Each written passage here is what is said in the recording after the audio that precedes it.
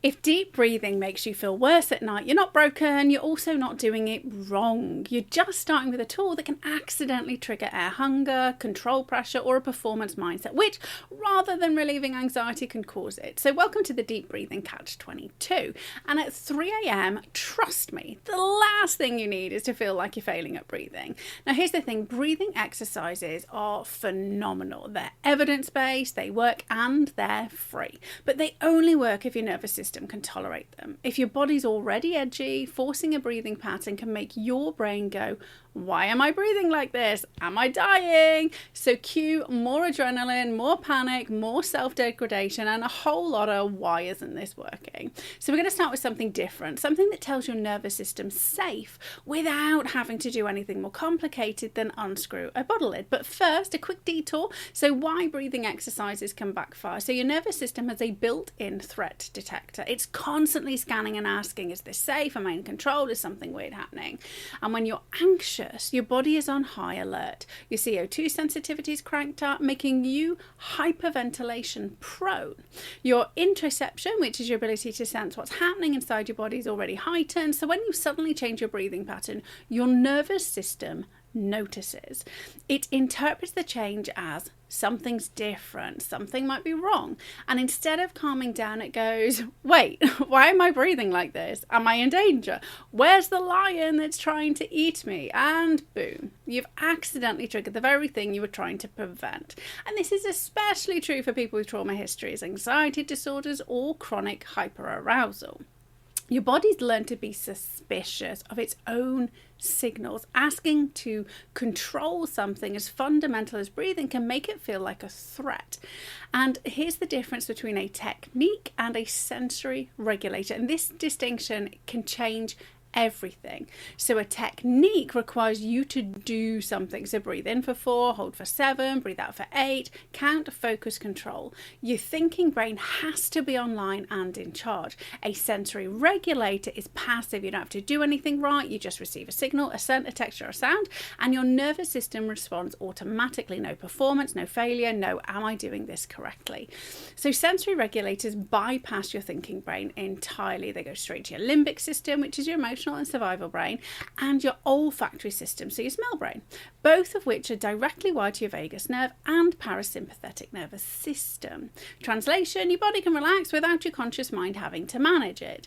And here's why scent works when breathing doesn't. So your olfactory system is old, like super old. So think more cavemen grunting before language came about old, rather than before we had the internet old. In fact, it's one of the oldest sensory systems in the brain, and it has direct access to your amygdala, so your fear center, and your vagus nerve, again, the main parasympathetic pathway. And when you smell something, it doesn't go through your thinking brain first, it just goes straight to your limbic system.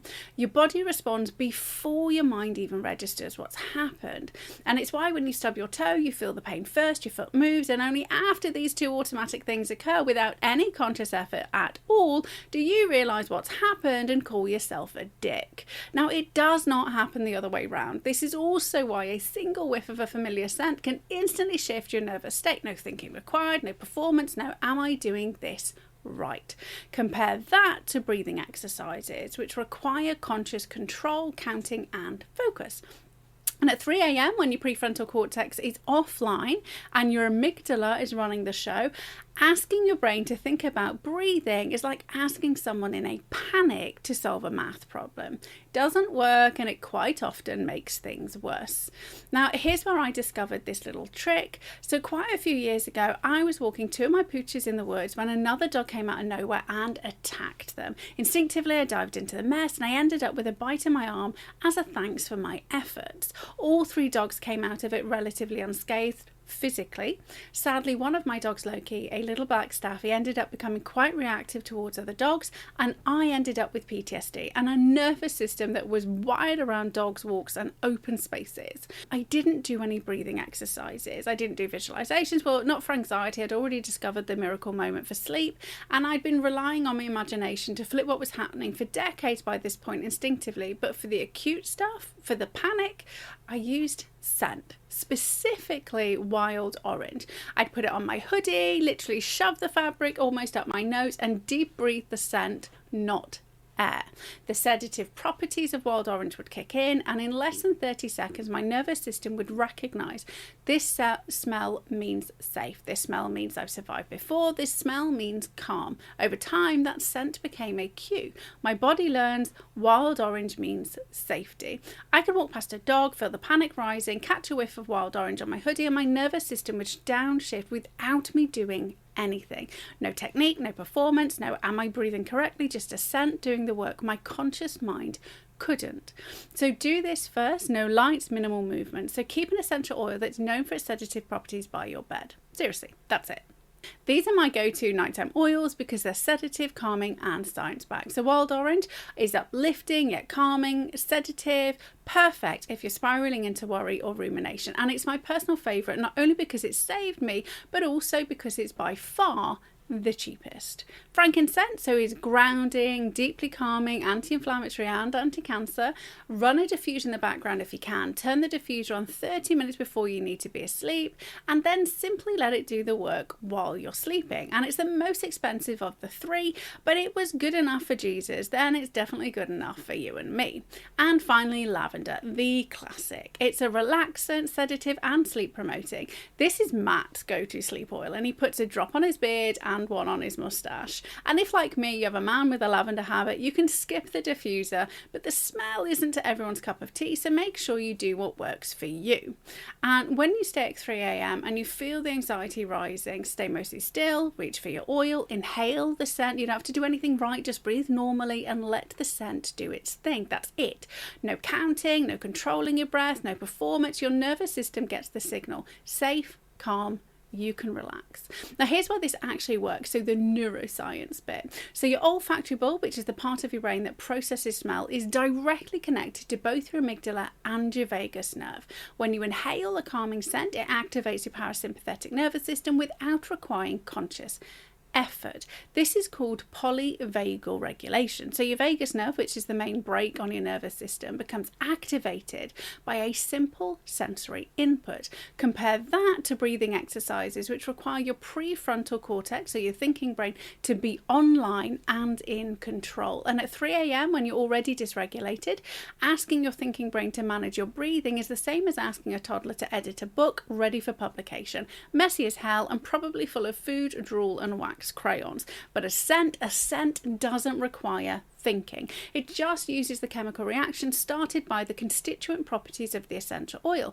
And it's those sedative properties of these oils, so limonene in wild orange, insulin in frankincense, and linalool in lavender, which are doing the neurochemical work, and they're literally calming your nervous system at a cellular level. This chain reaction affects every single cell in your body within 20 minutes and naturally dissipates after around 2 hours, which is when you should have dipped into your deep sleep phase and be well on your way to a restful night's sleep. And in a nutshell, it works. So you're not imagining it. It's not a placebo. It's neuroscience. And here's what not to do. Well, unless you want to ramp up the anxiety. So don't force deep breathing. If your body resists, just listen to it. Your nervous system knows what it needs. Don't stack technique on technique on technique. One oil, one scent, that's the whole intervention. Don't add breathing exercises, visualizations or affirmations on top. You're not trying to fix yourself. You're just giving your nervous system a cue. Definitely don't turn the lights on and start a whole bedtime project. Lights tell your brain you're awake by turning off the serotonin to melatonin conversion. Project signal performance, which is likely to trigger anxiety. Neither is what you need at 3 a.m. And don't feel like you're failing if breathing exercises don't work for you. Your nervous system is just telling you, I need a different tool right now. Listen to it. And here's the permission you need. Here's what I want you to know. If breathing exercises make you feel worse at night, it's not because you're broken or you're doing it wrong. It's because your nervous system is telling you it needs a different kind of regulation, one that doesn't require control, that doesn't signal awake, one that just works. Scent is that tool. It's passive, it's simple, it's science-backed, and it doesn't require to perform anything correctly. Your nervous system will relax. You don't have to make it happen. You just have to get out of its way. And if you're ready to go deeper, the full 30-second serotonin supercharge essential oil protocol is in the Happiness Hacks lab. Head to the lab, grab the free video, and learn how to use scent as your nervous system's off switch. No breathing exercise is required, because sometimes the simplest tool is the one that actually works. Go there now, watch the video, and download the workbook for free. P.S. If you're already using essential oils and they're not working, it might be a quality thing. So cheap oils won't have the same neurochemical properties, or a timing thing. So some people need the oil running before bed, not after they're already panicked. So experiment. Your nervous system will tell you what works.